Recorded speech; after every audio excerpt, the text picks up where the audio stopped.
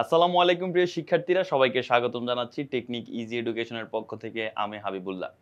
আজকের ক্লাসে আমরা আলোচনা করব আমাদের ইজি ম্যাথ বইয়ের 17 অধ্যায়ের একটা সৃজনশীল, যেটি এসেছিল কুমিল্লা বোর্ড 2024 সালে। তো চলো আমরা এটা সমাধান করা শুরু করি।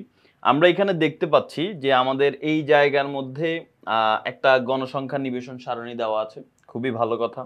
তার পরবর্তীতে এখানে হচ্ছে একটা সৃজনশীল প্রশ্ন দেওয়া আছে। ক নাম্বার প্রশ্ন উদ্দীপকের সাথে রিলেটেড না। ক নাম্বার প্রশ্নে বলা হচ্ছে কোন উপাত্তের পরিসর 55, মানে উপাত্তের পরিসর বলে দিছে 55, সর্বনিম্ন মান 43 হলে সর্বোচ্চ মান কত? তার মানে পরিসর 55, সর্বনিম্ন মান 43, সর্বোচ্চ মান নির্ণয় করতে হবে। তো চলো আমরা এটা শুরু করি, এটা সমাধান করার চেষ্টা করি। তো এটা কিভাবে আমরা সমাধান করতে পারি? তো এখানে পরিসর, সর্বনিম্ন মান আর সর্বোচ্চ মান, এই তিনটা জিনিস নিয়ে কিন্তু একটা সূত্র আছে। সূত্রটা কি? পরিসর ইকুয়াল টু সর্বোচ্চ মান বিয়োগ সর্বনিম্ন মান যোগ 1। ওই সূত্র দিয়ে আমরা এটা সমাধান করে ফেলতে পারবো। তাহলে আমাদের যে পরিসর দেওয়া আছে সেটা লিখলাম, সর্বনিম্ন মান যেটা দেওয়া আছে সেটা লিখলাম। এবার পরিসরের সূত্রটা আমরা লিখবো, পরিসর সমান সর্বোচ্চ মান বিয়োগ সর্বনিম্ন মান যোগ 1। এবার এদের মান বসাই দিব, পরিসরের মান আর হচ্ছে আমাদের সর্বনিম্ন মানের মান বসাই দিব, আর সর্বোচ্চ মানটা বের হয়ে যাবে। তো আমরা যদি দেখি, এই যে পরিসরের মান আর সর্বনিম্ন মানটা বসাই দিলাম, সর্বোচ্চ মান আমাদের সর্বোচ্চ মানে রেখে দিলাম +1। এখন +1 বাম পাশে আসলে -1 হয়ে যাবে, আর এই পাশে থাকবে সর্বোচ্চ মান -43। 55 থেকে 1 বিয়োগ করলে হয় পরের লাইনে 54। এবার দেখো, এই -43 যদি বাম পাশে আসে তাহলে কি হয়ে যাবে? +43 হয়ে যাবে। তো 54 আর 43 যোগ করলে 97 হবে, তার মানে সর্বোচ্চ মানের মান 97। তো এখানে যে কাজটা করছে আর কি, যে তুমি যদি এখানে একটু খেয়াল করো যে এই জায়গায় একটা লাইন হয়তো বা তুমি নাও বুঝতে পারো, এখানে আমি এই লাইনটা করে দিচ্ছি। তো এখানে 54 এর জায়গায় 54 থাকলো, আর এই -43 বাম পাশে গেলে +43 হয়ে যাবে, আর ওই পাশে ডান পাশে থাকবে সর্বোচ্চ মানটা। তো এটা হচ্ছে পরের লাইন, এই লাইনের পরের লাইন। তো এখন এই লাইনটাকেই তারা মানে বইয়ের মধ্যে এমনভাবে লেখা হয়েছে যে 54 + 43 এটা ডান পাশে লিখে ফেললাম, ঠিক আছে? অর্থাৎ এই পুরা বাম পাশের মানটা ডান পাশে লিখছি, আর হচ্ছে পুরা বাম পাশের ডান পাশের মানটাকে বাম পাশে লিখছি। এতে চিহ্ন টিহ্ন চেঞ্জ হয় না, ওইটাই আর কি লেখা হয়েছে। এবার যোগ করলে 97 হয়, তার মানে সর্বোচ্চ মান 97। আশা করি বুঝতে পেরেছো। এবার আসো খ নাম্বার প্রশ্ন। খ নাম্বার প্রশ্নে কি বলা হয়েছে আমরা একটু দেখার চেষ্টা করি। খ নাম্বার প্রশ্নে বলা হচ্ছে সংক্ষিপ্ত পদ্ধতিতে গড় নির্ণয় করো। খুবই খুবই গুরুত্বপূর্ণ একটি প্রশ্ন এই সংক্ষিপ্ত পদ্ধতির গড়। সংক্ষিপ্ত পদ্ধতিতে গড় নির্ণয় করতে গেলে তোমার টেবিলের মধ্যে 5টা কলাম অঙ্কন করতে হবে। তার মধ্যে তুমি এই শ্রেণীব্যাপ্তি আর গণসংখ্যা, এটা প্রশ্নের মধ্যেই দেওয়া আছে, উদ্দীপকেই দেওয়া আছে, এগুলো দেখে দেখে বসাই ফেলবা। আর গণসংখ্যাকে প্রকাশ করব আমরা এফআই দ্বারা। এর পরবর্তীতে আছে শ্রেণীর মধ্যমান। এটা নির্ণয় করার নিয়ম হচ্ছে এই দুইটা উচ্চসীমা নিম্নসীমা যোগ করে 2 দিয়ে ভাগ, এত। উচ্চসীমা নিম্নসীমা যোগ করে 2 দিয়ে ভাগ, এত। উচ্চসীমা নিম্নসীমা যোগ করে 2 দিয়ে ভাগ। এভাবে মধ্যমানগুলো বের করে ফেলবো। সবগুলো মধ্যমান বের করার পরে তোমার কাজ হচ্ছে আনুমানিকভাবে একটা গড় ধরে নেওয়া, যেটাকে আনুমানিক গড় বা অনুমিত গড় বলে, যেটাকে ছোট হাতের এ দিয়ে প্রকাশ করা হয়। তো এখান থেকে যে কোনো একটা ধরলেই হয়, তবে এখানে আমরা ধরবো সবচেয়ে বেশি গণসংখ্যা এবং মাঝামাঝিতে আছে এরকম একটা ঘরকে আমরা শ্রেণী অনুমিত গড় ধরবো।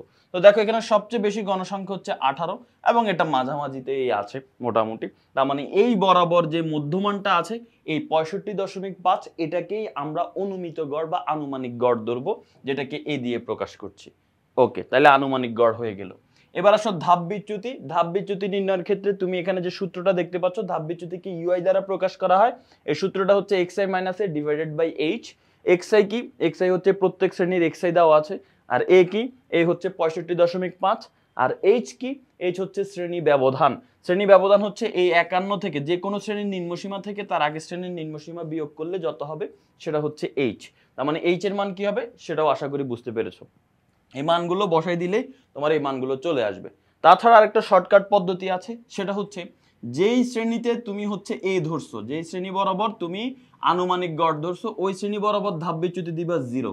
এর উপরের মানগুলো দিবা -1 -2, আর নিচের মানগুলো দিবা +1 +2 +3, তাহলেই হয়ে যাবে। এবার আসো পরবর্তীতে এফআই আর ইউআই গুণ করব আমরা। তো এফআই আর ইউআই যদি আমরা গুণ করি, মানে হচ্ছে গণসংখ্যার ধাপ বিচ্যুতি, এই যে এই দুইটা ঘর গুণ করব, 6 আর -2, 6 এর -2 গুণ করলে -12, 10 এর -1 গুণ করলে -10, 18 এর 0 গুণ করলে 0, এভাবে গুণ করে ফেলবো। গুণ করার পরে আমাদের কাজ হচ্ছে সবগুলো গণসংখ্যা যোগ করে ফেলা। এই সবগুলো গণসংখ্যা যোগ করলে দেখবা 50 হয়। এটাকে n দিয়ে প্রকাশ করা হয়, মোট গণসংখ্যা n দিয়ে প্রকাশ করা হয়। আর fi ui এর যতগুলো মান আছে এই সবগুলো যোগ করে ফেলবো, দেখবা +5 হয়। আর এটাকে প্রকাশ করা হয় সামেশন অফ fi ui। এটা দিয়ে বোঝায় fi ui এর যোগফল। সামেশন চিহ্ন মানে হচ্ছে যোগফল। কার? এই fi ui এর মান হচ্ছে 5।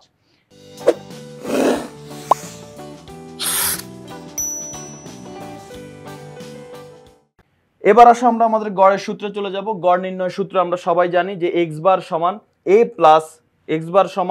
Plus summation of fi ui divided by n into h। গড় নির্ণয় সূত্র। এখন এর মান আমরা জানি 65.5 বসাই দিব। সামেশন অফ fi ui এর মান জানি আমরা 5 বসাই দিব। মোট গণসংখ্যা n এর মান জানি 50 বসাই দিব। h এর মান আমরা জানি 10। এই যে কোনো শ্রেণী নিম্নসীমা থেকে তার উপরের শ্রেণী বিয়োগ করলে, নিম্নসীমা বিয়োগ করলে যেটা পাই সেটা হচ্ছে শ্রেণী ব্যবধান।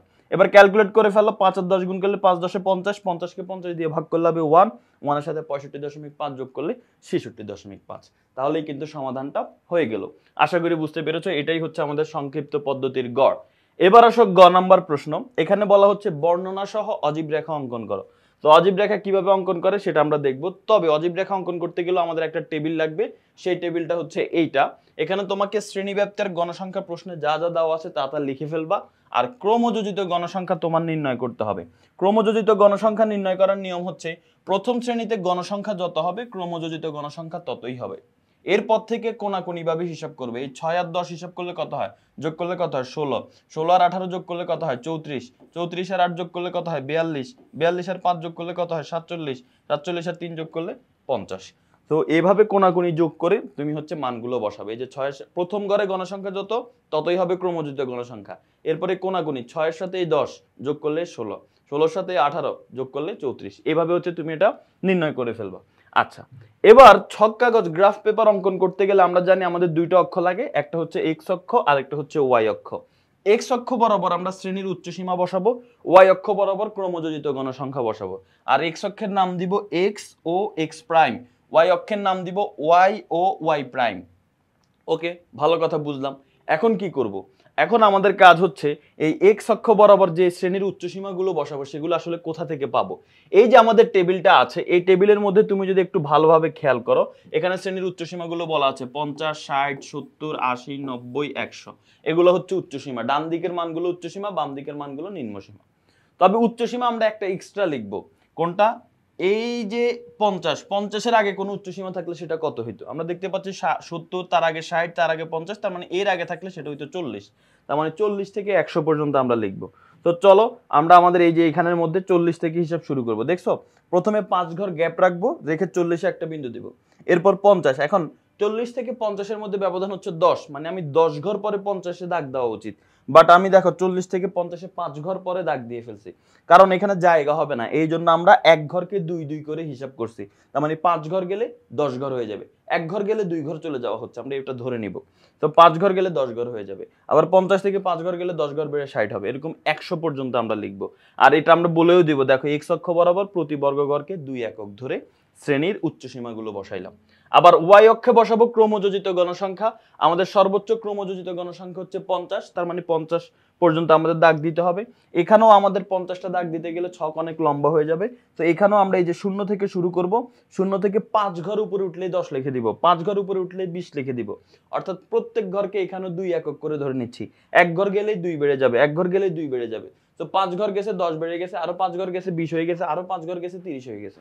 মানে 5 ঘর গেলে 10 10 করে বাড়বে। এখানেও সেটাও বলে দিয়েছি, ওয়াই অক্ষ বরাবর প্রতি ঘরকে 2 একক ধরে ক্রমযোজিত গণসংখ্যা বসিয়ে পাই। ওকে, এবার বিন্দুগুলো বসাবো। কিভাবে বিন্দু বসাবো দেখো, এখানে 50 বরাবর, এই যে উচ্চসীমা যখন 50, ক্রমযোজিত গণসংখ্যা 6, তার মানে 50 বরাবর, এই যে 50 বরাবর আমরা 6 বিন্দু দিতে হবে। অর্থাৎ 3 ঘর উপরে বিন্দু দিব, কারণ এক ঘরকে 2 2 করে হিসাব করছি। সো 3 ঘর উপরে উঠলে 6 হয়ে যাবে। তো 3 ঘর উপরে আমরা বিন্দু দিব। আবার 60 বরাবর যে মানগুলো আছে সেই মানগুলোর মধ্যে আমরা এরকম বিন্দু দিয়ে যাব।